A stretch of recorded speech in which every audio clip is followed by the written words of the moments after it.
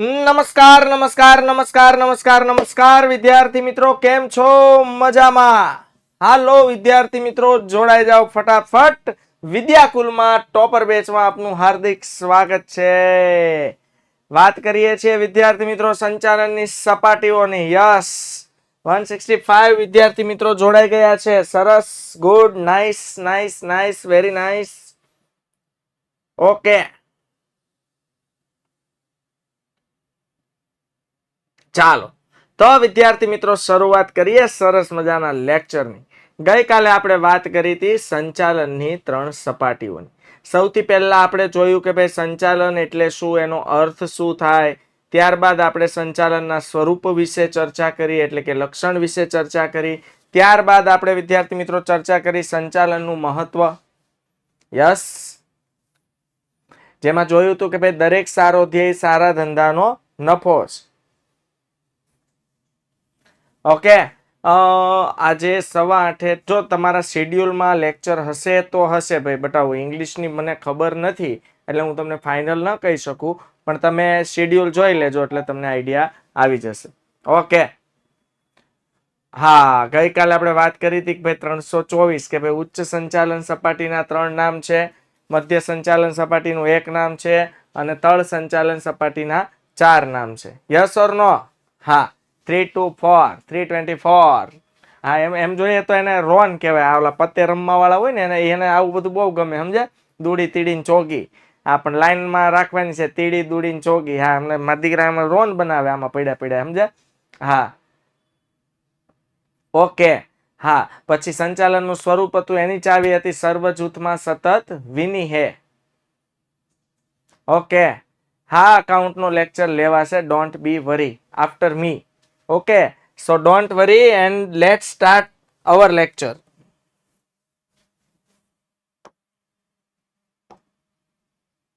ચાલો તો વિદ્યાર્થી મિત્રો શરૂઆત કરીએ. તો ગઈકાલે આપણે જોયો તો ટ્રાયએંગલ, એટલે આપણે વાત કરી હતી સંચાલનની 3 સપાટીઓ વિશે.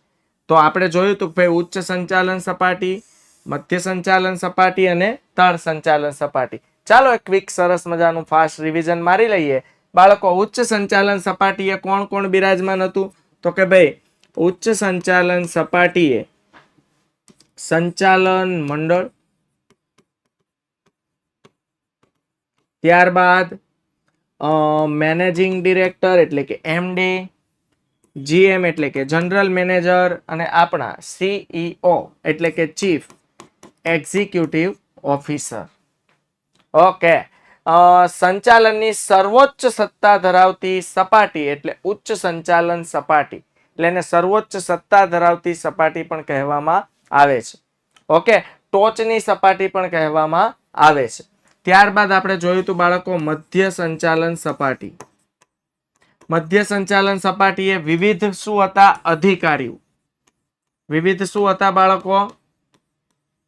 અધિકારીઓ, જેમ કે ઉત્પાદન અધિકારી, ખરીદ અધિકારી, વેચાણ અધિકારી, નાણાં અધિકારી અને કર્મચારી અધિકારી. ડન વિદ્યાર્થી મિત્રો. વોઇસ પ્રોબ્લેમ છે? Yes or no? Voice problem? Yes. Okay, so wait no. Now વિદ્યાર્થી મિત્રો, હવે ઓલ સેટ? Okay, done. બીજો વોઇસ આવતો એટલે હું કહે આમ ઉડીન વોઇસ આવતો હોય કે અમુક તો મારી દીકરા એમ લખે આમ હા વોઇસ પ્રોબ્લેમ છે, બરોબર છે. બીજો કોનો વોઇસ આવે? અહીંયા કઈ કોઈ બીજી આત્માહુત નથી આવતી કે એનો અલગથી અવાજ તમને સંભળાય? બરોબર ને બાળકો? આમ અમુક લખે સર બીજો વોઇસ આવે છે, તો ભણકારા નથી વાગતા ને બીએ ના? હા, ઘણા હજુ વર્ષ શરૂ થયું છે એટલે. ઓકે, ચાલો. હા, અલગ આવતો હશે અવાજ. યસ. મધ્ય સપાટીએ વિવિધ અધિકારીઓ છે. ઉત્પાદન અધિકારી છે, ખરીદ અધિકારી છે, વેચાણ અધિકારી છે, નાણાં અધિકારી છે અને કર્મચારી અધિકારી છે. સોરી, આ બધા વિભાગ છે અને દરેક વિભાગનો એક મુખ્ય અધિકારી છે. એટલા માટે મધ્ય સંચાલન સપાટીને અધિકારીઓની સપાટી તરીકે પણ ઓળખવામાં આવે છે. ત્યારબાદ વિદ્યાર્થી મિત્રો આપણે જોયું હતું તળ સંચાલન સપાટી. તળ સંચાલન સપાટીને નિરીક્ષકોની સપાટી કહે છે. ઓકે,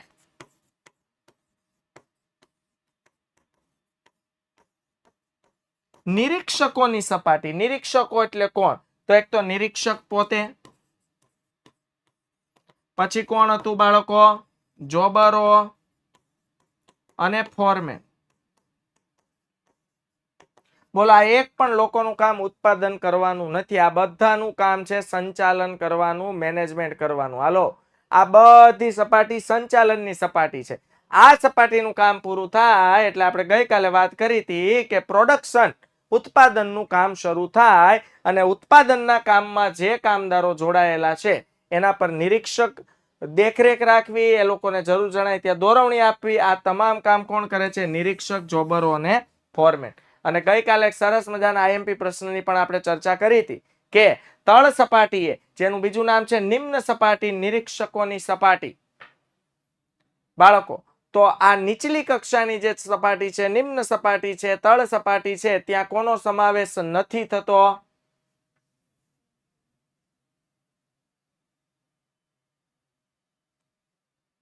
કોનો સમાવેશ નથી થતો? યસ, કામદારોનો. યાદ રાખજો, તળ સપાટીએ કામદારો નથી. કામદારો 3 સપાટી પૂરી થાય પછી પ્રોડક્શન વિભાગમાં જ્યાં ઉત્પાદનનું કામ થાય છે ને ત્યાં કામદારો જોવા મળે છે. રહેશે યાદ બાળકો? કારણ કે આ 3 સપાટીઓ તો છે એ તો સંચાલનની સપાટીઓ છે. આ ત્રણેય સપાટીઓ એ તો સંચાલનનું કામ થશે. ઓકે, ઉત્પાદનનું કામ તો ત્યારબાદ ફેક્ટરીમાં થવાનું છે અને ફેક્ટરીમાં કામદારો કામ કરે છે મશીન સાથે. ઓકે વિદ્યાર્થી મિત્રો, ગઈકાલે આપણે વાત કરી હતી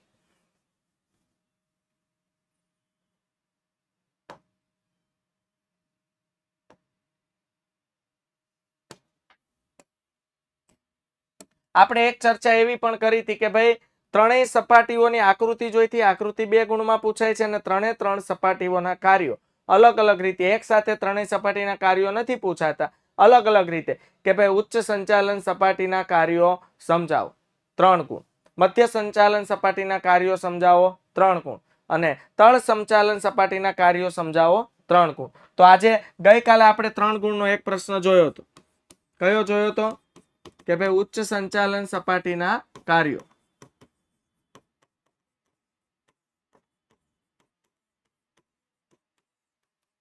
આજે આપણે જોવાના છીએ બાળકો 3 ગુણનો બીજો પ્રશ્ન, જેને આપણે કહીએ છીએ મધ્ય સંચાલન સપાટીના કાર્યો. મધ્ય સંચાલન સપાટીના કાર્યો. અને બીજું આપણે જોવાના છીએ બાળકો 3 ગુણનો પાછો એક પ્રશ્ન. આ બંને પ્રશ્ન આજે આપણે જોવાના છીએ. તો તળ સંચાલન સપાટીના કાર્યો. ચાલો, ગઈકાલે આપણે વાત કરી કે ભાઈ ઉચ્ચ સંચાલન સપાટીએ જે લોકો હોય, બરોબર છે, સીઈઓ હોય કે મેનેજિંગ ડિરેક્ટર હોય કે જનરલ મેનેજર હોય કે સંચાલન મંડળ, આ લોકો કયા કયા કાર્યો કરે છે? તો કે ભાઈ મધ્ય સપાટીએ જે કંઈ પણ અંદાજપત્રો તૈયાર થયા હોય એ અંદાજપત્રોને મંજૂર કરવા, ધંધાકીય એકમના ધ્યેય, હેતુ, ગોલને નક્કી કરવા, ગોલ નક્કી કરવા, કોઈ મુશ્કેલી ભરી સમસ્યા આવી પડી હોય એનું સોલ્યુશન, નિરાકરણ લાવવું, આવા ઘણા બધા કાર્યો ઉચ્ચ સંચાલન સપાટીએ થતા હતા. હવે આજે યસ, ધંધાકીય એકમના ટ્રસ્ટી તરીકેનું કાર્ય, ઘણા બધા મુદ્દા આપણે જોયા હતા અને આ બધા મુદ્દા બાળકો ખાસ યાદ રાખવાના છે. ઓકે, હવે આજે આપણે જોવાના છીએ મધ્ય સંચાલન સપાટી અને તળ સંચાલન સપાટીના કાર્યો. બંને 3 ગુણના પ્રશ્નો છે, યાદ રાખજો, વેરી મોસ્ટ ઇમ્પોર્ટન્ટ પ્રશ્નો છે. ચાલો તો ચર્ચા કરીએ બાળકો મધ્ય સંચાલન સપાટીના કાર્યો. હાલો, મધ્ય સંચાલન સપાટીનું નામ છે અધિકારીઓની સપાટી, કારણ કે મધ્ય સંચાલન સપાટી એ ધંધાકીય એકમના વિવિધ વિભાગો હોય છે. ખરીદ વિભાગ, ગઈકાલે બધી આપણે ડિટેલમાં ચર્ચા કરી હતી કે ખરીદ વિભાગ હોય તો ત્યાં ખરીદીનું કામ થાય. ઉત્પાદન વિભાગ હોય તો ઉત્પાદનને લગતા તમામ કાર્યો એ વિભાગમાં થાય. વેચાણ વિભાગ હોય તો વેચાણ કઈ રીતે વધારવું તેના કામ એ વિભાગમાં થાય. નાણાં વિભાગ, ધંધાકીય એકમને દોડતો અને ધમધમતો રાખવો હોય તો નાણાંની અતિ આવશ્યકતા હોય છે. તો નાણું ક્યાંથી લાવવું અને તેનો કઈ રીતે ઇષ્ટતમ મહત્તમ ઉપયોગ કરવો. અને કર્મચારી વિભાગ હતો, ભાઈ કર્મચારીઓ પાસેથી કર્મચારી આપણને જે સમય આપે છે એ સમયમાં કઈ રીતે પૂરેપૂરી કાર્યક્ષમતાથી વધુમાં વધુ કર્મચારી પાસેથી કામ કઢાવી શકાય અને કર્મચારીઓને કઈ રીતે કાર્ય સંતોષ અપાવી શકીએ કે જેથી કર્મચારી ફેરબદલીનો દર ઘટી જાય. ઓકે, તો મધ્ય સંચાલન સપાટીએ અધિકારીઓ હોય છે. તો આ અધિકારીઓના કાર્યો શું છે? તો પહેલું કાર્ય છે, પેલા કહી દો બાળકો, મધ્ય સંચાલન સપાટી છે ને એ ઉચ્ચ સંચાલન સપાટી અને તળ સંચાલન સપાટીને જોડતી કળી છે. યાદ રાખજો, મધ્ય સંચાલન સપાટી એ ઉચ્ચ સંચાલન સપાટી અને તળ સંચાલન સપાટીને જોડતી કળી છે. હા, જો તળ સંચાલન સપાટીને ઉચ્ચ સંચાલન સપાટીનું કામ હોય ને તો એ સીધા નો થાય, વાયા થવું પડે. વાયા થવું પડે એટલે પેલા મધ્ય સપાટીએ જવું પડે. મધ્ય સપાટીએથી માહિતી ક્યાં જાય? ઉચ્ચ સંચાલન સપાટી. ઉચ્ચ સંચાલન સપાટીએ કોઈ મહત્વના નિર્ણયો લેવાયા છે અને એ મહત્વના નિર્ણયો તળ સંચાલન સપાટીએ પાસ કરવાના છે. તો ઉચ્ચ સંચાલન સપાટીના મુખ્ય અધિકારીઓ કઈ પ્રોડક્શનનું કામ ચાલતું હોય ત્યાં સીધા નથી વયા જતા, હે ને? એ લોકો જે કંઈ પણ હુકમ આદેશ હશે કોને સોંપશે બાળકો? મધ્ય સંચાલન સપાટી. ક્લિયર થાય છે? અને મધ્ય સંચાલન સપાટી એ ઉચ્ચ અધિકારીઓ પાસેથી મળેલા મળેલા આદેશો કે હુકમોનું પાલન તળ સપાટી પાસેથી કરાવડાવશે. ઓકે, તો પહેલું છે જો મુખ્ય વહીવટી અધિકારી. હાલો ભાઈ, મુખ્ય વહીવટી અધિકારી એટલે કોણ? આપણા પ્રિય CEO. આનું એક પૂરું નામ પૂછાય છે, યાદ રહેશે ને? Chief executive officer. મુખ્ય, ચીફ એટલે મુખ્ય, વહીવટી, એક્ઝિક્યુટિવ એટલે વહીવટી અધિકારી, ઓફિસર. યાદ રાખજો, 1 માર્ક્સમાં પૂછાય છે. તો મુખ્ય વહીવટી અધિકારી તરફથી પ્રાપ્ત થયેલા એટલે કે મળેલા હુકમો અને સૂચનાઓ. હુકમો એટલે કમાન્ડ, જેને આપણે કહીએ છીએ, આદેશ બાળકો. તો આ જે આદેશ મળે છે, આ જે હુકમો મળે છે તે, અને સૂચનાઓ એટલે સલાહ સૂચનો જે મળે છે તેનો અમલ કરવાનું કામ કોનું છે? મધ્ય સંચાલન સપાટી. ક્લિયર? આજે ઉચ્ચ સંચાલન સપાટી એ CEO હોય, મેનેજિંગ ડિરેક્ટર હોય, જનરલ મેનેજર હોય, તે જે કંઈ પણ હુકમો આપે અને સૂચનાઓ આપે તેનો અમલ કરવાનું કામ મધ્ય સંચાલન સપાટીનું છે. જેમ કે ઉદાહરણ તરીકે લઈએ કે ઉચ્ચ સંચાલન સપાટીના અધિકારીઓ અથવા CEO એવું નક્કી કર્યું કે આપણા ધંધાકીય એકમનો જે સમય છે તે સમય પહેલા સમય હતો બાળકો 8 થી 8 નો. કેટલી કલાક થઈ? 12 કલાક. તો CEO એવી જાહેરાત કરી, એવો હુકમ આપ્યો કે દરેક કર્મચારીઓનો તમારો દરેક વિભાગમાં કામ કરવાનો સમય આજથી થઈ જશે 9 થી 6. હાલો, 9 થી 6 એટલે કેટલા કલાક થાય બાળકો? 3 કલાક ઘટી ગઈ ને, એટલે કેટલી કલાક થશે? 9 કલાક. તો આ 9 થી 6 નો ટાઈમ કરી નાખ્યો. બોલો, આ હુકમ આપી દીધો. ક્લિયર થઈ ગયું? આને કહેવાય હુકમ. બોલો, આ હુકમનું પાલન કોણ કરશે? મધ્ય સંચાલન સપાટી. અને મધ્ય સંચાલન સપાટીના અધિકારીઓ આ હુકમ ક્યાં પાસ કરશે? તળ સપાટી. એટલે તળ સપાટી આ હુકમનું પાલન કરાવડાવશે. હવે સૂચનાઓ. ઉચ્ચ સંચાલન સપાટીના જે અધિકારીઓ હતા, મેનેજિંગ ડિરેક્ટર હતા, જનરલ મેનેજર હતા કે CEO હતા, એણે એવી સૂચના આપી કે જે કર્મચારીઓ લેટ થાય, એક પંચિંગ મશીન, એવી સૂચના આપી. અધિકારીઓને સૂચના આપી કે ભાઈ, દરવાજા પર, દરેક વિભાગના દરવાજા પર અથવા દરેક ક્ષેત્રે નીચે પ્રોડક્શનનું જે કામ થઈ રહ્યું છે ત્યાં પંચિંગ મશીન મૂકો. ત્યાં પંચિંગ મશીન મૂકો. પંચિંગ મશીન મૂકવાથી શું થશે કે ભાઈ, દરેક કર્મચારીઓ કયા સમયે ધંધાકીય એકમમાં હાજર રહ્યા છે અને કયા સમયે ધંધાકીય એકમ છોડીને ગયા છે એ ટાઈમ નોટ થશે. જે કર્મચારીઓ સમયસર ટાઈમ ટુ ટાઈમ આવે છે એવા કર્મચારીઓને આપણે કમિશન અથવા નાણાકીય પ્રોત્સાહન આપીને પ્રોત્સાહિત કરીશું, આવી સૂચના આપી. તો આ બધા કામ કોણ કરે છે બાળકો? ઉચ્ચ સંચાલન સપાટી કરે છે. જે કોને સોંપે છે? મધ્ય સંચાલન સપાટીને. અને મધ્ય સંચાલન સપાટીના જે અધિકારીઓ છે એ આ તમામ પ્રકારના હુકમો અને સૂચનાઓનો શું કરે છે? અમલ કરે છે. યસ, આઈ કાર્ડ સ્કેનિંગ હોય, ઘણી જગ્યાએ ફેસ એટલે કે આઈઝ સ્કેનિંગ હોય, ઘણી જગ્યાએ થંબ સ્કેનિંગ હોય, ફિંગર પ્રિન્ટ સ્કેનિંગ જેને આપણે કહીએ છીએ. તો આ સૂચના.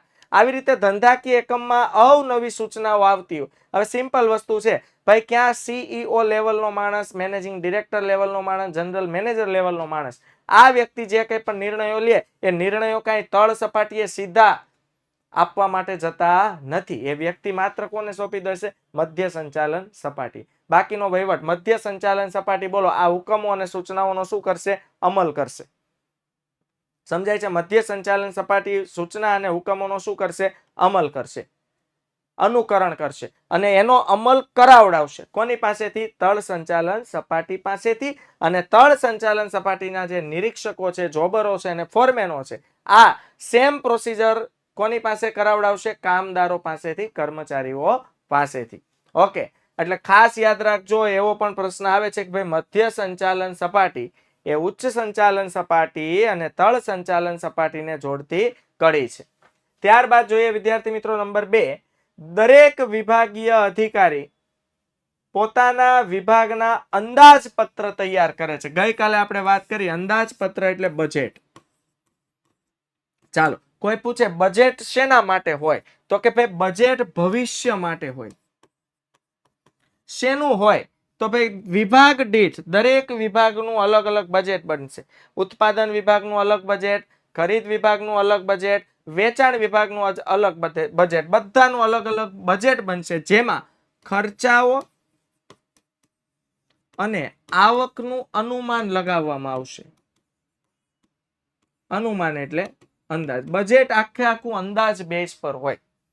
ચાલો, તો વિદ્યાર્થી મિત્રો ફોર એક્ઝામ્પલ આપણે લઈએ કે ભાઈ વેચાણ વિભાગે પોતાનું બજેટ બનાવ્યું અને વેચાણ વિભાગે બજેટમાં લખ્યું કે ભાઈ મારે આ વર્ષે આ મહિને એમ સમજો કે ભાઈ 5 લાખ રૂપિયાની વસ્તુનું વેચાણ કરવું છે.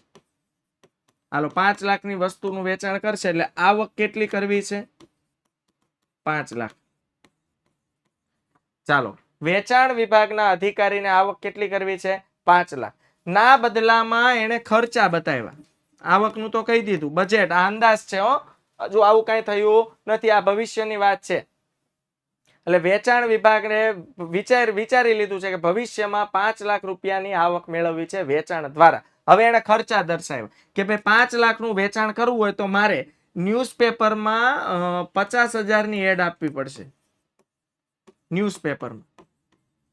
ચાલો, પછી રોડ રસ્તાઓ વચ્ચે હોર્ડિંગ્સ લગાવવા પડશે. કેટલાના? તો કે ભાઈ 50,000. હાલો, 50,000ના હોર્ડિંગ્સ. હોર્ડિંગ્સ એટલે ખબર પડે, ઓલા બેનર લગાવવામાં આવે ઓલા બ્રિજ ઉપર ને કોઈ એવું બિલ્ડિંગ હોય એના ઉપર મોટું બેનર લગાવેલું હોય. આ તમને આપણને એમ થાય કે સાહેબ બેનર એમનેમ લાગી જાય. બેનર એમનેમ લાગતા નથી, એના માટે ઘણું બધું પેમેન્ટ, ભાડું ચૂકવવું પડતું હોય છે. ઓકે, ત્યારબાદ 1 લાખની જાહેરાત ટીવીમાં, ટીવી ચેનલમાં એડ અપાવી. ચાલો, તો ટોટલ ખર્ચો કેટલો થઈ ગયો? 2 લાખ. હાલો, એ ઉપરાંત હજુ અહીંથી ગાડી અટકતી નથી. હવે અહીંથી શું થયું? એને પાછો ખર્ચો ગણાવ્યો કે ભાઈ હવે આપણે એવા સેલ્સ કમિશન એજન્ટો કે જે વસ્તુને વેચવા માટે ઘરે ઘરે જાય, એવા લોકોને 5 એવા લોકો રાખ્યા. દરેકનો પગાર 10,000 રૂપિયા લાગ્યો એટલે 5 વ્યક્તિ અને 10,000 પગાર એટલે 50,000 એ થયા. આવું એક બજેટ બનાવ્યું, અંદાજપત્ર. ચાલો બોલો, આવક કેટલી કરવાની છે મહિનામાં? 5 લાખની. ની સામે ટોટલ ખર્ચ કેટલો થાય છે ગણો? 50 લાખ, 2 લાખ અને 50,000 બીજા, એટલે ટોટલ ખર્ચ કેટલો થયો? 2.5 લાખ રૂપિયા, એટલે કે 2.5 લાખ રૂપિયા, એટલે કે 2,50,000 રૂપિયા.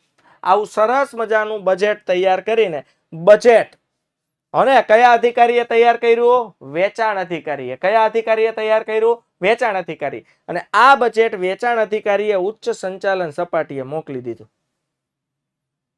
હાલો, ત્યાંથી શું ડિસિઝન આવશે હું તમને કહું. ઉચ્ચ સંચાલન સપાટીએ વિચાર્યું ચાલુ 5 લાખની આવક, એની સામે 2.5 લાખનો તો જાહેરાતનો ખર્ચ છે અને આવક અને નફામાં ફરક હોય. તમને પેલા એ કહી દો વિદ્યાર્થી મિત્રો, આવક અને નફામાં શું હોય? ફરક હોય. હાલો, આવક એટલે તમે જે વસ્તુ વેચી એના બદલામાં જે પૈસા મળ્યા એ પૂરેપૂરી આવક કહેવાય. પણ એમાંથી નફો અલગ નીકળે ને, કારણ કે વસ્તુ બનાવવા માટે પડતર કિંમતના ખર્ચા તો થયા હશે કે નહીં? તો ઉચ્ચ સંચાલન સપાટીના અધિકારીએ પૂછ્યું, હાલો ભાઈ તમે 2.5 લાખનો હું તમને જાહેરાતનો ખર્ચ તમે બતાવો છો, એની સામે 2.5 લાખ રૂપિયાની આવક આપણી પાસે વધે છે. હવે મને જણાવો 2.5 લાખમાંથી નફો કેટલો વધે? એટલે પછી વેચાણ અધિકારી બોલ્યો કે 2.5 લાખમાંથી નફો 50,000 જ વધે, બાકીના 2 લાખ તો આપણે વસ્તુ બનાવવા માટે વપરાઈ ગયા હોય ને. એટલે પછી ઉચ્ચ સંચાલન સપાટીનો અધિકારી બરાબર એની મીટિંગ લે. સમજાય છે કે ભાઈ આવું બજેટ નો હાલે, આટલા બધા જાહેરાતના ખર્ચાને સાઈડમાં મૂકો અને બીજો કયો એવો વિકલ્પ અપનાવી શકાય કે જેથી વેચાણ પણ વધે, આવક પણ વધે અને નફો પણ વધે, એ વિકલ્પ શોધો. બસ આ રીતની આખી ધંધાકીય એકમમાં પ્રોસિજર હોય. આ તો મેં તમને એડવાન્સમાં વાત જણાવી, બાકી અહીંયા ખાલી એવું જ કીધું છે દરેક વિભાગીય અધિકારી પોતાના વિભાગનું શું બનાવશે? અંદાજપત્ર એટલે કે બજેટ. અને આ તૈયાર કરીને મંજૂરી માટે ક્યાં મોકલી દેશે? ઉચ્ચ સપાટી. એનો મતલબ એવો થયો કે વેચાણ અધિકારી હોય, ખરીદ અધિકારી હોય, ઉત્પાદન અધિકારી હોય કે કર્મચારી અધિકારી હોય, એક પણના હાથમાં જાતે ડિસિઝન લેવાનો અધિકાર નથી. હાલો, વેચાણ અધિકારીને એમ થયું કે મારે 2.5 લાખ રૂપિયાની જાહેરાત કરવી છે, પણ એ જાહેરાત કરાવીને પછી ઉપર જાણ કરે તો એનું આવી બને. ક્લિયર થયું? તો અંદાજપત્ર એટલે કે બજેટ તૈયાર કરાવીને બજેટનું અપ્રુવલ એટલે કે મંજૂરી લેવા માટે ક્યાં મોકલવું પડશે? ઉચ્ચ સંચાલન સપાટી. ઉચ્ચ સંચાલન સપાટીના અધિકારીઓ જે છે સીઈઓ, મેનેજિંગ ડિરેક્ટર, આ બજેટ વિશે વિચારશે, ચર્ચા કરશે, એનાથી કેટલો ફાયદો થશે અને ફાયદો ભવિષ્યમાં કેટલો લાંબો ફાયદો થશે, ભવિષ્યનું ઘણું બધું લાંબુ વિચાર કરીને બજેટ મંજૂર કરશે અથવા તો બજેટ રિજેક્ટ કરશે કે આ બજેટ ન ચાલે. હા, તમે યોગ્ય બજેટ આપ્યું હોય તો મંજૂર થાય. આપણે સરકારી કામમાં એવું હોય, તમે જુઓ રોડ, રસ્તા, બ્રિજ બનાવવા હોય, એના બાળકો ટેન્ડર પાસ થાય, ટેન્ડર આખા ખુલે અલગ અલગ. જેમ કે અત્યારે ભારતમાં બુલેટ ટ્રેનનો બહુ મોટા પાયે પ્રોજેક્ટ ચાલી રહ્યો છે. ડન. તો હવે બુલેટ ટ્રેનનો જે પ્રોજેક્ટ ચાલી રહ્યો છે એના માટે ઘણી બધી કન્સ્ટ્રક્શન મોટી મોટી કંપનીઓએ ટેન્ડર ભર્યા. સરકાર શું કરશે? હવે જો આ સરકાર એટલે ઉચ્ચ સંચાલન સપાટી થઈ ગઈ. મધ્ય સંચાલન સપાટીએ ખાલી કીધું કે ભાઈ આટલો ખર્ચો થશે, એમાં નફો કાઢી લીધો હોય, એ ટેન્શન નથી. હવે સરકાર આવા 4, 5, 10 જણાના ટેન્ડર તપાસે. હા, પછી કઈ સરકાર એવું જ ન જોવે, એમ જોવે નહીં સસ્તું છે ને આપી દો, એમ ન હોય. કેટલીક વાર ક્વોલિટી જોવી પડે. ઓકે, સસ્તું છે એટલે આપી દીધું ને પછી એમ થાય કે ભાઈ 3 પિલર બન્યા ને ઉપર પછી ઓલું રોડ ચડાવે ને આવે હેઠું, એનો કોઈ મતલબ છે નહીં. એટલે બધું જોશે કે ભાઈ પૈસામાં સસ્તું હોવું જોઈએ, ક્વોલિટીમાં બેસ્ટ હોવું જોઈએ, મજબૂતી વાળું કામ થવું જોઈએ. કારણ કે બુલેટ ટ્રેનનો રૂટ છે કે દર વર્ષે, દર 5 વર્ષે, દર 10 વર્ષે વસ્તી ગણતરી થાય, એમ કે દર 10 વર્ષે બનાવાતો નથી. એ પછી ઘણા વર્ષો સુધી કામમાં આવે, તો મજબૂત કામ થવું જોઈએ. તો આ ડિસિઝન કોણ લેશે? ઉચ્ચ સંચાલન સપાટી. ક્લિયર થઈ ગયો? ઓકે. તો પહેલું શું હતું? ભાઈ મુખ્ય વહીવટી અધિકારી તરફથી પ્રાપ્ત થયેલા હુકમો અને સૂચનાઓનો અમલ કરો. પછી દરેક વિભાગીય અધિકારીઓ પોતપોતાના વિભાગનું બજેટ તૈયાર કરશે. બજેટમાં શું તૈયાર કરશે બાળકો? ભવિષ્યમાં કેટલો ખર્ચ થશે અને એ ખર્ચથી ભવિષ્યમાં આવક કેટલી થશે. આ બજેટ મંજૂરી માટે ક્યાં મોકલવામાં આવશે? ઉચ્ચ સંચાલન સપાટીએ. ત્યારબાદ ધ્યેય સિદ્ધિ અંગે જરૂરી નીતિ. ધ્યેય સિદ્ધિ, હાલો આપણે કોઈ પણ, તમે વિદ્યાર્થી તરીકે તમે તમારો ગોલ નક્કી કરી નાખો કે હાલો ભાઈ મારે બોર્ડની પરીક્ષામાં A1 ગ્રેડ લાવવો છે, 92% લાવવા છે, 90% લાવવા છે. પણ એના માટે કોઈ નીતિ ઘડી નથી કે ભાઈ 90% લાવવા માટે કઈ રીતે કામ કરશું કે જેથી સરળતાથી પ્રોપર મહેનતથી, અને આપણે જે મહેનત કરીએ છીએ એ મહેનતથી 90% આવી જ જાય. આને નીતિ કહેવાય. પછી નિયમો, કેટલાક નિયમો ઘડવા પડે. આ ઉદાહરણ યાદ રાખ કે ભાઈ મારે 90% લાવવા છે, મારે મારો ધ્યેય સિદ્ધ કરવો છે, તો હું મારા પોતાના પર્સનલ નિયમો ઘડીશ કે ભાઈ દરરોજ સવારે 5 વાગે ઉઠીશ એટલે ઉઠીશ, દરરોજ 2 કલાકનું વાંચન કરીશ એટલે કરીશ, દરરોજ 2 કલાકનું લેસન કરીશ એટલે કરીશ. સમજાય છે? બિનજરૂરી જ્યાં પણ ટાઈમ વેસ્ટ થાય છે એ ટાઈમની બચત કરીને ભણવા માટે ટાઈમનો ઉપયોગ કરીશ. આ પોતાના સેલ્ફ રૂલ્સ કહેવાય. અને માળખાકીય રચના કરવી. હાલો, તમારે ધ્યેય પાર પાડવો હશે તો અસ્ત વ્યસ્ત મહેનત કરો ને તમે કોઈ પણ ચોક્કસ દિશામાં પહોંચવાના નથી. તો એક ચોક્કસ ટાઈમ ટેબલ બનાવશું. 7 વિષય છે, 7 વિષયને પ્રોપર ન્યાય આપી શકીએ એ રીતે તૈયારી કરવી છે. એ માટે એક આખું માળખું તૈયાર થાય, ટાઈમ ટેબલ. સમજ પડે છે? ધંધામાં પણ આવી જ રીતે હોય. ધંધાકીય એકમના જે ધ્યેય હેતુ નક્કી થયા છે, ઓકે, ધ્યેયને પાર પાડવા માટે જરૂરી નીતિ ઘડવી, નિયમો અને માળખાકીય રચના કરવી, આ અંગેની જરૂરી કાર્યવિધિ નક્કી કરવી, તેનું મૂલ્યાંકન કરવું અને તેની ચકાસણી કરવા માટેના યોગ્ય ધોરણો નક્કી કરવા, માપદંડો નક્કી કરવા, આ બધું કામ મધ્ય સંચાલન સપાટીએ થાય. યાદ રાખજો. જો બાળકો, ઉચ્ચ સંચાલન સપાટી છે ને ધ્યેય નક્કી કરીને દેશે. હવે જો આ બધું કામ પણ એને જ કરવાનું હોય તો મધ્ય સંચાલન સપાટીનું કઈ કામ જ નથી. એટલે કહેવાનો મતલબ શું થયો? ઉચ્ચ સંચાલન સપાટી એટલે તમે એમ સમજો તમે ખુદ ઉચ્ચ સંચાલન સપાટી છો, તમે નક્કી કર્યું, અથવા સોરી અમે એવું કીધું કે ભાઈ તારામાં પોટેન્શિયલ છે, તમારા બધાનામાં પોટેન્શિયલ છે, તમારે 90% આવે એમ છે. હવે એના માટે જરૂરી નીતિ ઘડવી, નિયમો ઘડવા, બરોબર છે, માળખાગત રીતે તૈયારી કરવી, એક માળખાની રચના કરવી. અને આ અંગે હવે સમજો બધું તૈયાર થઈ ગયું, પછી કાર્યવિધિ નક્કી કરવી. કાર્યની શરૂઆત કઈ રીતે કરીશ? પહેલા મારે કયો વિષય વાંચવો છે, નબળો વિષય પહેલા કરવો છે, નબળા વિષયમાં કઈ રીતે રિવિઝન કરવું છે, પછી જે કાર્ય થઈ રહ્યું છે એનું મૂલ્યાંકન કરવું, આપણા કેસમાં એનું રિવિઝન કરવું, અને તેની ચકાસણી એટલે ચેક કરતું રહેવું કે આપણે જે દિશામાં આગળ વધી રહ્યા છીએ તે આપણા ધ્યેય સિદ્ધિની દિશામાં જ આગળ વધી રહ્યા છીએ ને ક્યાંય અગવડતા તો નથી પડતી ને? જો અગવડતા પડતી હોય તો ઉચ્ચ સંચાલન સપાટીની સલાહ લેવી જોઈએ. ક્લિયર? એટલે આ બધા કામ કોણ કરશે? મધ્ય સંચાલન સપાટી. ત્યારબાદ વિભાગની પ્રવૃત્તિઓની કાર્યદક્ષતા અને અસરકારકતા વધે તે અંગેના પગલાં લેવા. ચાલો, આજે કોઈ પણ વિભાગીય અધિકારી હોય, વેચાણ વિભાગ હોય, તો વેચાણ વિભાગની હર હંમેશ શું પ્રવૃત્તિ રહેશે? સૌથી વધુ વેચાણ થાય. ઉત્પાદન વિભાગ છે તો ઉત્પાદન વિભાગની પ્રવૃત્તિ શું રહેશે? કે વેચાણની સરખામણીમાં સાથે સાથે ઉત્પાદન ક્યાંય ઘટવું જોઈએ નહીં. મતલબ વેચાણ વાળા એમ કે લાવો લાવો લાવો વસ્તુ વેચવી છે, અને આપણી પ્રોડક્શન સાયકલ ધીમી ચાલતી હોય તો વેચાણ વાળો કઈ રીતે વસ્તુ વેચી શકે? તો ઉત્પાદન વાળાનો ધ્યેય એ હોય કે સૌથી વધુ આપણે સમયસર ઉત્પાદન કરીએ વસ્તુ. ઓકે, નાણાં વિભાગ વાળો અધિકારી હોય તો એની પ્રવૃત્તિ, એની કાર્યદક્ષતા શું? કે ભાઈ ધંધાકીય એકમમાં જ્યાં જરૂર જણાય ત્યાં પૂરતા પ્રમાણમાં પૈસા હોવા જોઈએ, પૈસાની અછત ઊભી થવી જોઈએ નહીં. ઓકે, તો આ બધી વસ્તુ છે. કર્મચારીઓ, તો કર્મચારી વિભાગનો અધિકારી હોય એનો મુખ્ય હેતુ શું હોય? કે ધંધાકીય એકમના સારામાં સારા કર્મચારીઓને આપણે આગળ વધારીએ, એને બઢતી આપી, બરોબર છે, જરૂર જણાય ત્યાં કર્મચારીને કામના બદલામાં યોગ્ય વેતન આપીએ, કર્મચારીને એવું જ કામ સોંપીએ કે જેથી કર્મચારીનો કાર્ય સંતોષ વધે. આજે તમે કોઈ કર્મચારીને કામ સોંપો અને કામ એને ન ગમતું હોય તો એ કામ ન કરવા બરાબર થયું કહેવાય.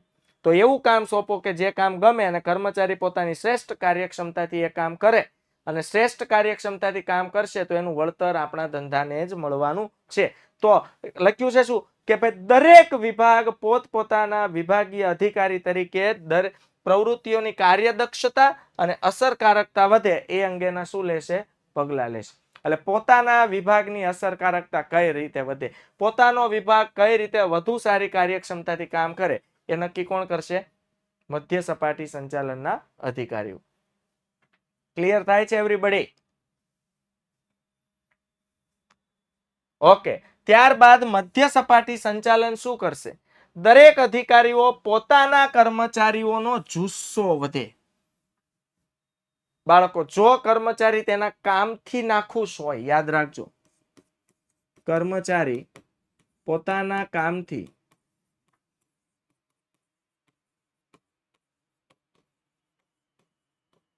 નાખુશ હોય ને, એટલે કે પોતાને જે કામ સોંપવામાં આવે છે એ કામ એને પસંદ નથી, અથવા તો કામ પસંદ છે પણ કામ પ્રમાણે વળતર નથી મળતું, તો પણ કર્મચારી નાખુશ છે.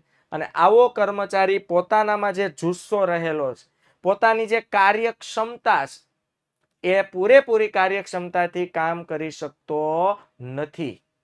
અને આ નાખુશ કર્મચારી એમ સમજવાનું કે ધંધાકીય એકમને સમય પૂરતો આપે છે, પણ પોતે જે સમય આપે છે અને એ સમયમાં જેટલું કામ થવું જોઈએ, જેવી ગુણવત્તા વાળું થવું જોઈએ એવી ગુણવત્તા વાળું કામ થતું નથી. તો આજે અધિકારીઓની જવાબદારી છે, મધ્ય સંચાલન સપાટીના દરેક વિભાગના દરેક અધિકારીની જવાબદારી છે કે પોતાના દરેક કર્મચારીઓનો જુસ્સો વધે. જ્યાં એવું લાગે કે ભાઈ કર્મચારીને કામના બદલામાં યોગ્ય વળતર નથી મળતું, ત્યાં એવી વ્યવસ્થા કરો કે એને કામના બદલામાં યોગ્ય વળતર મળે. કર્મચારી પોતાના કાર્યથી નાખુશ છે તો એને એવું કાર્ય સોંપો કે જેથી કર્મચારીઓને સેટિસ્ફેક્શન મળે અને વધુ સારી કાર્યક્ષમતાથી કામ કરે. જ્યાં જરૂર જણાય, જે કર્મચારી જરૂર કરતા વધુ સારી કાર્યક્ષમતાથી કામ કરે છે એવા કર્મચારીઓને નાણાકીય પ્રોત્સાહન આપો. ફોર એક્ઝામ્પલ બોનસ આપો. અને વેચાણ વિભાગમાં આવું કેટલું શક્ય બને? જે કર્મચારી વધુ વસ્તુનું વેચાણ કરે એને પગાર તો આપો જ, પણ વેચાણ ઉપરાંત બાળકો શું આપવું જોઈએ? કમિશન પણ આપવું જોઈએ. બોલો, જે કર્મચારીઓને તમે 15,000 મહિનાનો પગાર નક્કી કર્યો છે અને એવું કીધું છે કે જેટલો XYZ લિમિટ સેટ કરેલી છે કે ભાઈ ₹1,00,000થી વધુનું જેટલું વેચાણ થશે એના જેટલું રૂપિયા, મતલબ ₹1,00,000 છે ત્યાં સુધી વેચાણ કરવાનું છે, 15,000 પગાર. હાલો, એનો મતલબ મહિને 15,000 મળશે, ફાઇનલ થઈ ગયું. પછી એવું કીધું કે ₹1,00,000+ જેટલા રૂપિયાનું વેચાણ કરશો એના પર 1% કમિશન મળશે. તો કર્મચારીએ સમજો 1,50,000નું વેચાણ કર્યું એટલે 50,000નું વેચાણ વધુ કર્યું તો એ સમયે કર્મચારીને ₹500 કમિશન મળશે. એટલે આવી રીતે કમિશનની જો સ્કીમ આપવામાં આવે તો કર્મચારીઓ જુસ્સાપૂર્વક કામ કરવા માટે પ્રેરાય. તમે જુઓ વિદ્યાર્થીઓ, તમારા પપ્પા તમને એમ કે ભાઈ ફૂલ મહેનત કરજે હો, જેમ કે બહેનો છે એમ કીધું હોય ભાઈ 12મા ધોરણમાં 90% આવશે તો હું તને બાઇક ખરીદીને આપીશ. લ્યો, આનાથી આપણો કાર્ય જુસ્સો વધે, હે ને? એ એક પ્રકારનું પ્રોત્સાહન છે. બોયઝને એવું કીધું કે ભાઈ ફૂલ મહેનત કરજે, ક્યાંય ટાઈમ પાસ કરવા નથી, સારા ને સારા 80 થી 85 બધાને પોતપોતાની કેપેસિટી પ્રમાણે પોતાના માવતર ટાર્ગેટ આપતા હોય કે ભાઈ કોઈ છોકરાને એમ કીધું ભાઈ તારા 80 થી 85 ની વચ્ચે ટકા આવી જાય એટલે આમ જો આઈફોન લેટેસ્ટ જે મોડલ હશે ને હું તને લઈ દઈશ. આનાથી કાર્ય જુસ્સો વધે. તો ઓલો 60% વાળો એને ખબર હોય કે આખી જિંદગીમાં આપણે 60% જ આવ્યા છે, પણ એ તૈયારી 85%ની જરૂર કરશે કારણ કે એને આઈફોન જોતો છે. ક્લિયર થાય છે? ચાલો, પછી અન્ય વિભાગના અધિકારીઓ સાથે સતત સંપર્કમાં રહેવું અને સંકલન સ્થાપવું. જો હવે કેવું છે, ખરીદ વિભાગ, હું તમને સંકલન ખાલી સમજાવી દઉં ફટાફટ. બધાના સંપર્કમાં રહેવું એટલે શું? આ ખરીદ વિભાગ છે, ત્યાર પછી આવે છે બાળકો ઉત્પાદન વિભાગ, અને ત્યાર પછી આવે છે વેચાણ વિભાગ. ચાલો, આ બધા એકબીજાના સંપર્કમાં પૂરેપૂરા કનેક્ટેડ હોવા જોઈએ, નહીતર આખી સાયકલ તૂટે. અને મોટી મોટી મલ્ટીનેશનલ કંપની હોય ને બાળકો, એમાં મોટા મશીન નો હોય, પ્લાન્ટ હોય, અને પ્લાન્ટ 24/7 એટલે 24 કલાક કાર્યરત હોય. એક વખત પ્લાન્ટ બંધ થાય એટલે એને શરૂ કરવા માટે વળી પાછો ઘણો બધો ખર્ચો લાગી જાય અને સમય પણ લાગી જાય. સમજાય છે? તો મારો કહેવાનો મતલબ છે કે ખરીદ વિભાગના અધિકારીએ કાચો માલ ખરીદવામાં લેટ કરી નાખ્યું, મોડું કરી નાખ્યું. હાલો, કાચો માલની અછત ઊભી થઈ તો બોલો, એ કાચા માલની અછત ઉત્પાદન વિભાગને નડશે? હા, બરોબર. એટલે ઉત્પાદનનું પ્રમાણ ઘટશે. ઉત્પાદનનું પ્રમાણ ઘટશે એની સીધી અસર કોને થશે? વેચાણને. તો વેચાણ ઘટશે ને વેચાણ ઘટશે એટલે આવક ઘટશે ને આવક ઘટશે એટલે નફો ઘટશે. તો આ પરિસ્થિતિ આખી શું કામ ઊભી થઈ? તો એનું તમને કહું, સંકલનનો અભાવ. સાહેબ, ક્યાં સંકલનનો અભાવ હતો? સંપર્કનો અભાવ હતો. સાહેબ, ક્યાં સંપર્કનો અભાવ હતો? તો સાંભળો, વેચાણ વિભાગનો અધિકારી છે ને એને ખબર હતી કે માર્કેટમાં આપણી વસ્તુની માંગ ખૂબ વધુ પ્રમાણમાં વધવાની છે, છતાં વેચાણ વિભાગના અધિકારીએ ઉત્પાદન વિભાગને એકવાર એમ નથી કીધું કે ભાઈ વેતમાં રહેજો, ઉત્પાદન મંડજો કરવા, હમણાં ગ્રાહકોની ડિમાન્ડ ફૂલ વધવાની છે ને ત્યારે મને ટાઈમ ટુ ટાઈમ સમયસર માલ જોશે. તો બોલો, વેચાણ વિભાગના અધિકારીએ ઉત્પાદન વિભાગના અધિકારીને જાણ કરી નથી. ચાલો, સંપર્ક તૂટ્યો. હવે ઉત્પાદન વિભાગના અધિકારીને બિચારાને ખબર જ નથી ભવિષ્યમાં માંગ વધવાની છે, એટલે હજુ એની પાસે જે કંઈ પણ વસ્તુ મટીરિયલ હતી એનાથી ચાલે એમ હતું. એને ખબર હતી હજુ કાંઈ ઓર્ડર આપવાની જરૂર છે નહીં. ઉત્પાદન વિભાગના અધિકારીએ ખરીદ વિભાગને કોઈ પણ જાતની જાણ કરી નહીં કે ભાઈ તું કાચો માલ ખરીદીને ગોડાઉનમાં સ્ટોર કરી રાખજે, ગમે ત્યારે હું માગું ત્યારે ઉત્પાદન માટે મને કાચો માલ જોશે. કાચો માલ નહીં હોય તો ઉત્પાદન પ્રક્રિયા અટકી જશે. હાલો, બોલો, આને કહેવાય સંકલનનો અભાવ. એટલે ત્રણેય વચ્ચે એક સૂત્રતા નથી, અથવા ત્રણેય વચ્ચે સંપર્ક નથી. બોલો, આ ત્રણ જુદા જુદા વિભાગ છે અને દરેક વિભાગના ત્રણેયના જુદા જુદા અધિકારી હશે. ખરીદ વિભાગનો ખરીદ અધિકારી, ઉત્પાદન વિભાગનો ઉત્પાદન અધિકારી અને વેચાણ વિભાગનો વેચાણ અધિકારી. એટલે અહીંયા લખ્યું છે કે અન્ય વિભાગના અધિકારીઓ સાથે, આ બધા માટે એકબીજા અન્ય વિભાગ કહેવાય, અને દરેક અધિકારીઓ એકબીજા સાથે સતત સંપર્કમાં રહેવા જોઈએ અને સંકલન સ્થપાવવું જોઈએ. જો સંકલન તૂટશે, સંપર્ક તૂટશે, તો આ પરિસ્થિતિ આવીને ઊભી રહેશે. હાલો કમ્પ્લીટ વિદ્યાર્થી મિત્રો, યસ ઓર નો?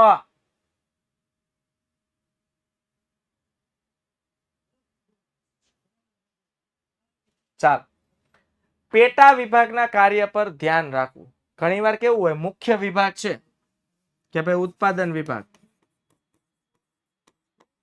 આ મુખ્ય વિભાગ છે. હવે આમાં એક પેટા વિભાગ છે જેને હું નામ આપી દઉં છું ફિનિશિંગ વિભાગ. બરોબર છે? તો આ લોકો શું કરે છે કે ભાઈ વસ્તુને પ્રોપર ફિનિશિંગ આપે છે. આડાવળી વસ્તુ હોય કે ક્યાંય ઘાટ ઘૂટ વિખાઈ ગયો હોય બાળકો, તો એને ઘાટ આપે છે પ્રોપર. આને પેટા વિભાગ કહેવાય. તો મુખ્ય વિભાગનું એ પણ કામ છે કે આપણી વસ્તુનું ઉત્પાદન થઈ ગયું, પછી એને ફિનિશિંગ વિભાગમાં મોકલા તો એને ધ્યાન રાખવું પડે કે ભાઈ વસ્તુનું પ્રોપર ફિનિશિંગ થઈને પેકિંગ થાય છે ને. પછી થાય એવું કે આપણે ગાફલાઈમાં રહી ગયા હોય વિશ્વાસ ઉપર, અને ફિનિશિંગ વાળાએ મન ફાવે એવું ફિનિશિંગ કરીને પેકિંગમાં જવા દીધું, અને જ્યારે વસ્તુ વેચાઈને ગ્રાહકો પાસેથી રિટર્ન આવે ને, જે બહુ લાંબી પ્રોસેસ થઈ જાય, સમય પણ બગડે અને નાણાંનું પણ નુકસાન થાય. તો આ ધ્યાન કોણે રાખવું જોઈએ? પેટા વિભાગના કાર્ય પર ધ્યાન કોણે રાખવું જોઈએ? મધ્ય સંચાલન સપાટીના અધિકારી હોય. ત્યારબાદ વિભાગની પ્રવૃત્તિઓ ઉપર દેખરેખ રાખવી. હવે આપણે, હું મારા પોતાના વિભાગનો અધિકારી હોય તો મારા વિભાગની પ્રવૃત્તિઓ પર મારે દેખરેખ રાખવી જોઈએ. પછી માહિતી મેળવવી જોઈએ, ઇન્ફોર્મેશન, કે ભાઈ ખરીદ વિભાગ છે તો ખરીદ વિભાગમાં કઈ કઈ પ્રોસિજર ચાલી રહી છે, ઉત્પાદન વિભાગમાં કઈ કઈ પ્રોસિજર ચાલી રહી છે, આ દરેક પ્રકારની માહિતી મેળવવાની. માહિતી મેળવીને બેસી નથી રહેવાનું, માહિતી મેળવીને એનું શું કરવાનું છે? અર્થઘટન. ચાલો, વેચાણ વિભાગના અધિકારીએ માહિતી મેળવી. શું માહિતી મેળવી? કે ભાઈ જાણો માર્કેટની સિચ્યુએશન શું છે. તો એને માહિતી મળી કે ભાઈ માર્કેટમાં દિવાળીનો સમય આવવાનો છે, તો કપડા, રેડીમેડ કપડાની ડિમાન્ડમાં ખૂબ મોટા પ્રમાણમાં વધારો થશે. અને આપણે એમ સમજો કે આપણી રેડીમેડ કપડા બનાવવાની ફેક્ટરી છે. તો હવે એ માહિતી પરથી આપણે અર્થઘટન કરવા કે ભાઈ દિવાળી આવશે તો કયા રાજ્યમાં કયા પ્રકારના કપડાનું વેચાણ વધુ થશે. હે ને? પંજાબ હોય તો એનો પહેરવેશ અલગ હોય, ગુજરાત હોય તો ત્યાંનો પહેરવેશ અલગ હોય, બરોબર, નાના બાળકો હોય તો એનો પહેરવેશ અલગ હોય. આ અર્થઘટન કર્યું, અને અર્થઘટન કરીને દોરવણી આપવી. મધ્ય સપાટીનો જે મુખ્ય વેચાણ અધિકારી છે એ પછી બધાને દોરવણી આપશે અને ઉચ્ચ સપાટી સંચાલન સમક્ષ માહિતી રજૂ કરશે.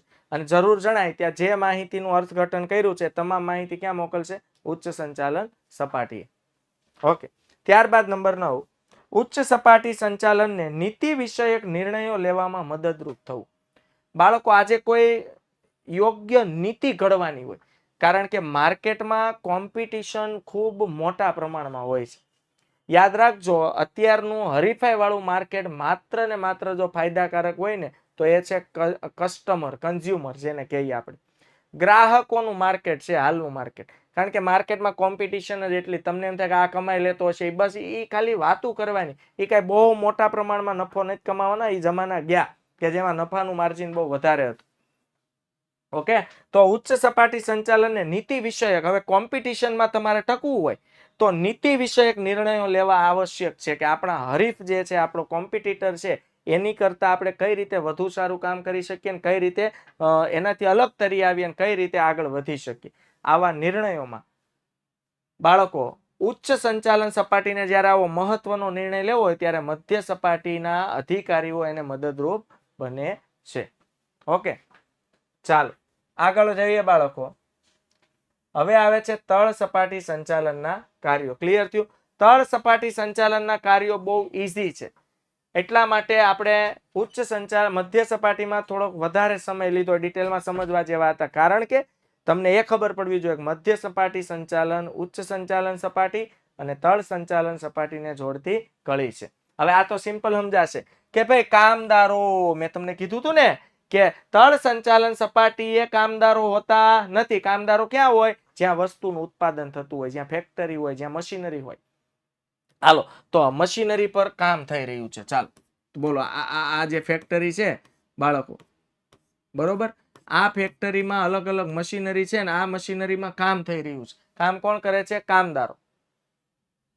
અને આ કામદારો વ્યવસ્થિત કામ કરી રહ્યા છે ને, આ કામદારો વસ્તુની ગુણવત્તા તો બગાડી નથી રહ્યા ને, આ કામદારો સમયને વેડફી તો નથી રહ્યા ને.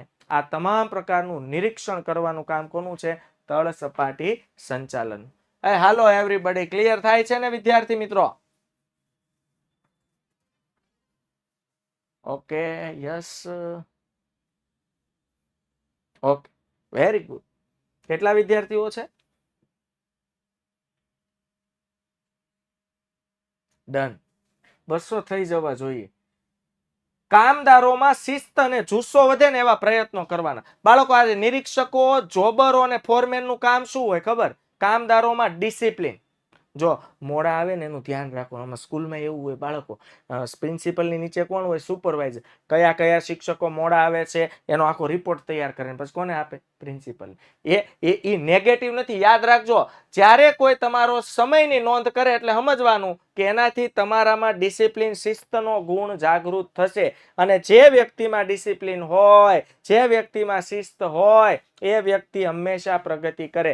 આજે ઉઠીને તમે સવારે સ્કૂલે જાઓ ને કોઈ એમ કે શૂઝ કેમ નથી પહેર્યા, માથામાં તેલ કેમ નથી નાખ્યું, વાળ કેમ વ્યવસ્થિત નથી ઓળ્યા, યુનિફોર્મ કેમ પ્રોપર નથી પહેર્યો, તો સમજવાનું એ શિક્ષકને આપણી કદર છે. અને કદર આપણી કેર હોવાની સાથે સાથે આપણને ડિસિપ્લિનમાં રાખવા માંગે છે. જેટલા આપણે ડિસિપ્લિનમાં રહીશું એટલો આપણો ખુદનો વિકાસ થશે.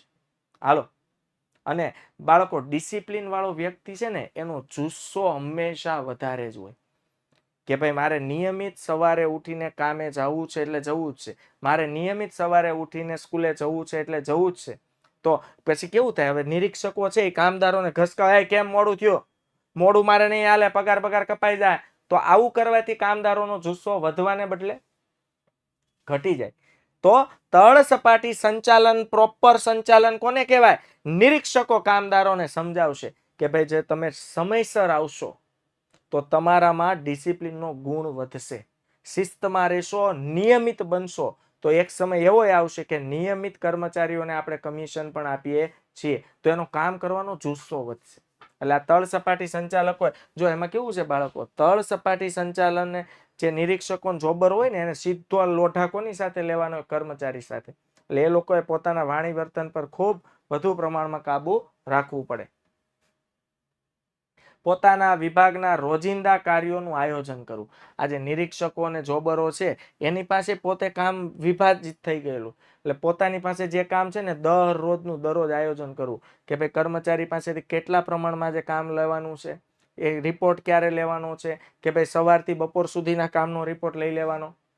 બરોબર. એટલે ખબર પડે કે ભાઈ સવારથી બપોર 4 કલાક છે તો 4 કલાકમાં 500 યુનિટનું ઉત્પાદન થવું જોઈએ, થયું છે 450, એનો મતલબ કર્મચારી કામ ટાઈમ પાસ કરે છે. તો બપોર પછી સીધું ઝાટકણી કરી નાખે, ભાઈ કોઈ પણ કર્મચારીએ ટાઈમ પાસ કરવાનો નથી, કારણ કે 4 કલાકમાં 450 યુનિટનું જ ઉત્પાદન થયું છે. હવે પછીના બપોર પછીનો જે સમય છે એ સમયમાં 500 યુનિટનું ઉત્પાદન થવું જોઈએ. જો આવી સૂચના પણ આપો ને તોય ફરક પડે. તમે વિદ્યાર્થીઓ છો, તમને સ્કૂલે જાઓ કોઈ ટોકવા વાળું જ ન હોય તો તમે આમ જો રાજા થઈ જાવ. હાલો, હે, પણ તમને કોઈ એમ કે ભાઈ કાલ તેલ નાખીને આવવાનું છો ને, સ્કૂલમાં નહીં બેસવા દો. હા, તો કેવું તેલ નાખીને જાય? હે ભાઈ, કાલે મને શૂઝ ને સોક્સ ને કમ્પ્લીટ જોશે ભાઈ, યુનિફોર્મ ડિસિપ્લિનમાં જોશે. કોક ટોકે ને બાળકો તો એ વ્યક્તિ માટે મનમાં થેન્ક યુ બોલવાનું. જે વ્યક્તિ આપણને ટોકે, જે વ્યક્તિ આપણને રોકે, એ વ્યક્તિ માટે હંમેશા મનમાં થેન્ક યુ બોલવાનું, કારણ કે એ વ્યક્તિને આપણી કેર છે ને એટલા માટે આપણને ટોકે છે. એ વ્યક્તિ આપણું સારું ઈચ્છે છે ને એટલા માટે આપણને કહે છે કે યુનિફોર્મમાં આવજે. એ વ્યક્તિ આપણું સારું ઈચ્છે છે એટલા માટે આપણે કહે છે કે શૂઝ પહેરજે. સારું ઈચ્છે છે એટલા માટે કહે છે કે તું વાળમાં તેલ નાખજે, કારણ કે ડિસિપ્લિન વાળો, શિસ્ત વાળો વિદ્યાર્થી વિદ્યાર્થી જેવો લાગે એવું ઈચ્છે છે કે આ મારો વિદ્યાર્થી છે, મારી સ્કૂલનો વિદ્યાર્થી છે અને વિદ્યાર્થી જેવો લાગવો જોઈએ. બહાર રોડ પર ફરતો હોય ને લોકો કહેવા જોઈએ કે આ વિદ્યાર્થી છે, આ કોઈ રખડું વ્યક્તિ નથી. એટલા માટે તમને ટોકે છે. એટલે હંમેશા કોઈ આપણને સલાહ આપતું હોય ને તો થેન્ક યુ બોલવાનું. મમ્મી હોય, પપ્પા હોય કે શિક્ષક હોય કે આપણા ભાઈબંધ હોય, સારી સલાહ આપે તો. હા, કર્મચારીઓને લગતા કાર્યો કરવા. જો નિરીક્ષકોનું કામ શું, કોઈ કર્મચારી સારું કામ કરતો હોય તો એની નોંધ કરવાની. એને બાળકો જરૂર જણાય ને બઢતી આપવાની. બઢતી એટલે ટૂંકમાં કહી દો, આખા ચેપ્ટરનો આખો પોઈન્ટ આવશે બઢતી. એને બઢતી આપવી એટલે શું બાળકો? જે પોસ્ટ ઉપર કામ કરે છે ને એના કરતા ઊંચી પોસ્ટ આપવી, વધુ સત્તા આપવી અને પગારમાં પણ શું કરવો? વધારો. યસ, એને કહેવાય પ્રમોશન. પછી જરૂર જણાય, તમને એમ થાય કોઈ કર્મચારી મશીન સાથે કામ કરવામાં અટવાય છે, તો આવા કર્મચારીને ઝાટકી નથી નાખવાનો કે તું ઘૂઘા જેવો છો, તને કામ કરતા નથી આવડતું, તને 17 વાર કીધું તોય તને ભાન નથી પડતી. એમ નહીં, એને કામ શીખવાડો. જે ટ્રેન થયેલો, જે યોગ્ય કર્મચારી છે ને એની બાજુમાં 2 દિવસ બેસાડો કે ભાઈ તું ભલે 2 દિવસ અહીંયા બેસ અને પ્રોપર તાલીમ લે અને શીખ. આ કામ કોનું છે? તળ સપાટી સંચાલન. બદલી. તમને એમ લાગે કે ભાઈ કોઈ કર્મચારીને આપણે આપણા બીજા વિભાગમાં મૂકવો જોઈએ. તમને એમ કોઈ કર્મચારીને જોઈને એમ લાગે કે આ કર્મચારી પાસે તો આ વિભાગ કરતા સારી સ્કિલ છે, તો આ કર્મચારીને સમજો, કોઈ કર્મચારી છે બરોબર, એ XYZ વિભાગમાં છે પણ એની બોલવાની સ્કિલ બહુ સારી છે, તો તમને એમ થાય કે આને તો છે ને વેચાણ વિભાગમાં નખાય, આ બોલીને બાટલીમાં ઉતારી દે કસ્ટમરને, તો એની બદલી કરો. આ બધું ધ્યાન કોણે રાખવાનું છે? નિરીક્ષકોએ. ત્યારબાદ પોતાના વિભાગના કાર્યો કરવા માટે વિભાગીય અધિકારીઓ પાસેથી સૂચનાઓ, હુકમો અને બાળકો કાર્યક્રમો મેળવવા. જો નિરીક્ષકો પણ શું કરશે? એ પણ નિરીક્ષકોની ઉપર કોણ હોય ખબર? મધ્ય સંચાલન સપાટીના અધિકારીઓ. તો એ લોકો કોઈ પણ કાર્ય કરવા છે તો એના માટે જરૂરી સૂચનાઓની જરૂર પડે.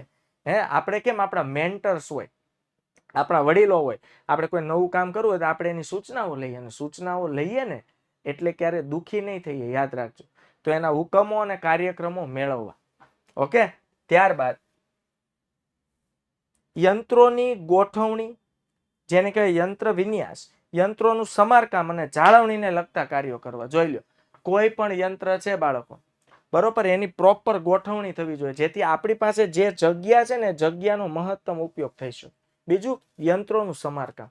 આ યંત્ર છે, ક્યારે યંત્રમાં ઓઇલ બદલવું. તમારી પાસે બાઇક હોય તો આપણે નથી કહેતા કે ભાઈ પૂછતા નથી ગેરેજ વાળાને ભાઈ ઓઇલ ક્યારે બદલાય? એમ કે 2-2.5 કિલોમીટર ચાલી જાય એટલે ઓઇલ બદલી નાખવાનું. તો યંત્રમાં એવું હોય. લોઢું છે બાળકો, એમાં ઓઇલ જોઈએ, ગ્રીસ પૂરવું પડે, આ એનું સમારકામ. પ્રોપર ટેકનિકલ માણસને બોલાવીને નિયત સમયાંતરે યંત્રની સર્વિસ કરાવવી જોઈએ. તો આપણું યંત્ર જે એનું આયુષ્ય છે એના કરતા વધુ સારું, લાંબુ યંત્ર જીવશે ને વધુ સારું પ્રોડક્શન આપશે. તો એને કહેવાય યંત્રનું સમારકામ. પછી યંત્રની જાળવણી કરવી, કે ભાઈ આ દરરોજ સવારે ઉઠીને કર્મચારીઓને સૂચના આપો કે ભાઈ તમે જે મશીનમાં કામ કરો છો ને એ મશીનને લીધે તમારું ઘર ચાલે છે. તો એ મશીન પર એટલીસ્ટ સવારે આવીને કમ્પ્લીટ કપડું મારો, એને સાફ સફાઈ કરો વ્યવસ્થિત છે, આને જાળવણી કરી કે એની કેર કરી કહેવાય. પછી મશીનમાં એમ થાય કે ભાઈ મશીનમાં જ કામ બગડે છે, પછી ઢીકે પાટે ન આવવાનું હોય મશીન સાથે. હાલો, સમજ પડે છે? મશીન છે એને જ ખબર પડતી, પણ આપણને જ પડે છે ને. અમુક તો મારા દીકરા દાજ ઉતારે એટલે વસ્તુ ઉપર ઉતારે, હાથમાં વસ્તુ હોય એનો ઘા કરે. આને તો મારા મતલબ ને આનો સ્ક્રૂ ઢીલા થઈ ગયા હોય એમ સમજવાનું. આ વસ્તુ ઉપર દાજ ઉતારે એના સ્ક્રૂ ઢીલા હોય. એટલે કોઈ પણ વસ્તુ છે એની કેર કરવાની છે. મારી પાસે પેન છે ને તો હું પુષ્કળ કાળજી રાખું કે ભૂલથી આ પેન મારા હાથમાંથી પડી ન જાય, કારણ કે મને આની કાળજી હોવી જોઈએ, એની મારે જાળવણી કરવાની છે, આનાથી મારું કામ થાય છે. આ ડિસ્પ્લે છે તો આ ડિસ્પ્લેમાં સમજો કે ભાઈ આજે વ્યવસ્થિત હેંગ થઈ ગયું છે, તો આવું થતું નથી, બહુ હેવી ડિસ્પ્લે આવે, પણ સમજો હેંગ થઈ ગયું તો મારે આની પાસે ઢીકે પાટે ન આવવાનું, આને એક ધૂંબો ન મારવાનો, ધૂંબો મારો તૂટી જાય, આમાં કઈ વાર ન લાગે. હે ને? સમજાઈ ગયું? તો એની કેર કરવાની છે, એની જાળવણી કરવાની છે. ત્યારબાદ જોઈએ વિદ્યાર્થી મિત્રો, કામદારોને કાર્ય કરવા માટે સાધન સામગ્રી, કાચો માલ વગેરે પૂરા પાડવા. હાલો, આજે મારે યુદ્ધ લડવા માટે જવું છે, તલવાર નથી આપી, શિલ્ડ નથી આપ્યું, તો હું મરવા જ જવાનું? હાલો, કહેવાનો મતલબ એ છે કર્મચારીને તમે કામ સોંપો છો તો કામ કરવા માટે એને જે કંઈ પણ સાધન સામગ્રીની જરૂર પડે છે, પૂરતો કાચા માલની જરૂર પડે છે, એ બધું પૂરું પાડવું જોઈએ. સમજાય છે? હા કે ના? પછી કર્મચારીઓના વાજબી પ્રશ્નોનો યોગ્ય ઉકેલ લાવવો જોઈએ. આજે કર્મચારીને કોઈ પણ સમસ્યા હોય, એ સમસ્યાનું નિરાકરણ કોણ લાવશે? તળ સપાટીના સંચાલક. એનાથી નિરાકરણ નહીં આવે તો એ કેસ ક્યાં જાય? મધ્ય સપાટીને. એનાથી નિરાકરણ ન આવે તો ઉચ્ચ સંચાલન સપાટી. ઉચ્ચ સપાટીએ લીધેલા નિર્ણયો અને નીતિઓનો અમલ કરવો છે. તળ સપાટીનું કાર્ય શું છે? ઉચ્ચ સંચાલન સપાટીએ જે નીતિ ઘડાયો હોય તેનો અમલ કર્મચારીઓ પાસેથી, કામદારો પાસેથી કરાવડાવવાનું કાર્ય કોનું છે? તળ સપાટી સંચાલન. તળ સપાટીમાં થતી વિવિધ પ્રવૃત્તિઓના અહેવાલો, કામદારોના સૂચનો અને ફરિયાદો મધ્ય સપાટીએ મોકલી આપવા. જો ભાઈ તળ સપાટીએ ઘણા બધા પ્રશ્નો ઉદ્ભવતા હોય, આ પ્રશ્નો નોંધ સ્વરૂપે લખવા. કામદારોની કેટલીક સૂચના હોય કે ભાઈ અમને આ વસ્તુ નથી ફાવતી, આ મશીનમાં બહુ અગવડતા પડે છે, તો એ સૂચન ખાલી કરી શકે, મશીન પોતે બદલી ન શકે. ફરિયાદો, કામદારોને કોઈ ફરિયાદ હોય, આ બધું લેખિતમાં નિરીક્ષકોને આપશે. નિરીક્ષકો આ રિપોર્ટ ક્યાં મોકલશે? મધ્ય સપાટીએ. અને મધ્ય સપાટી યોગ્ય અર્થઘટન કરીને જરૂરી લાગશે તો ક્યાં મોકલશે? ઉચ્ચ સંચાલન સપાટી. ઓકે, ક્લિયર થાય છે?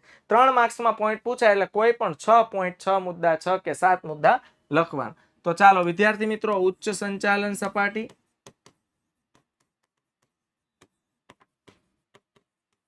અને મધ્ય સંચાલન સપાટી અને તળ સંચાલન સપાટીના કાર્યો વ્યવસ્થિત લખીને મોઢે આજે ને આજે કરજો, એટલે જે મેં સમજાવ્યું છે ને તમારા મગજમાં ફિટ રહે. ઓકે વિદ્યાર્થી મિત્રો, ફરીથી મળશું નેક્સ્ટ વીકમાં. ત્યાં સુધી યસ, આવજો, bye bye, take care, C you, જય હિન્દ, ભારત માતા કી જય.